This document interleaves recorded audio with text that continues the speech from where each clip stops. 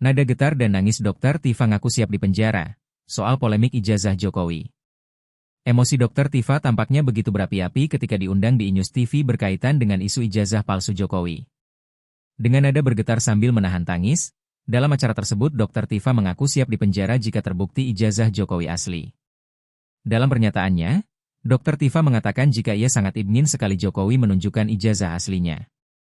Dr. Tifa adalah satu di antara 3 tokoh yang diduga jadi terlapor kasus tudingan ijazah palsu Jokowi. Sejak berbulan-bulan lalu, Dr. Tifa memang aktif menggaungkan isu soal ijazah Jokowi adalah palsu.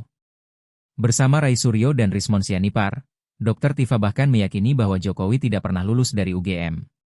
Atas kengototan kubunya menuding ijazah Jokowi palsu, Dr. Tifa pun diperiksa oleh Polda Metro Jaya beberapa waktu lalu.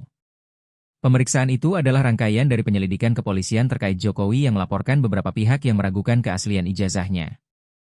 Gara-gara laporan dari Jokowi itu, Dr. Tifa belakangan terpojok.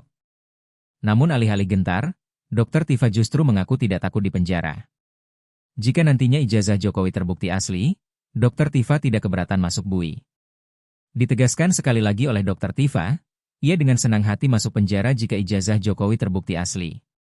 Mendengar Dr. Tifa ngotot dan menangis membicarakan soal ijazah Jokowi, Sekjen Relawan Jokowi Muhammad Rahmat tak tinggal diam. Ia pun menginterupsi ucapan Dr. Tifa berulang kali.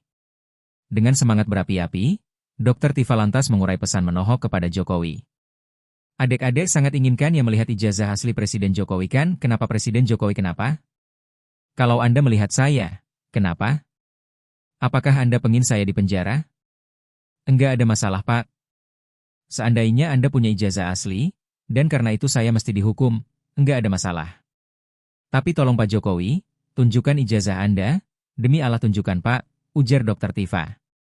Mendengar tudingan baru Dr. Tifa itu, praktisi hukum Pitra Romadhoni langsung menimpalinya.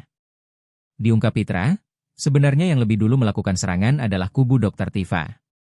Sebab kata Pitra, Dr. Tifa sejak lama kerap membuat postingan bernada sinis kepada Jokowi.